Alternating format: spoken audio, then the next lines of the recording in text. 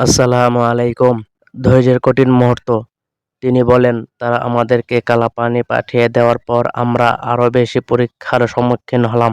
সেখানে তারা আমাদের হাতে পায়ে বেড়ি পরিয়ে আমাদের স্ত্রী সন্তানদেরকে আমাদের সামনে ডেকে এনে তাদের বলল, তোমরা এদের সবাইকে বলে দাও, যদি এরা আমাদের কথা মেনে নেয়, তাহলে এদের সবাইকে তোমাদের সাথে পাঠিয়ে দেব। এখন আমাদের স্ত্রী, কন্যা ও পুত্র সবাই কাঁদতে লাগলো। আমার এক শিশুপুত্র আমার বুকে লেগে বলতে লাগলো, আব্বু তুমি এ কথা কেন তাদের বলে দাও না? তুমি আমাদের সাথে আমাদের ঘরে ফিরে যাবে।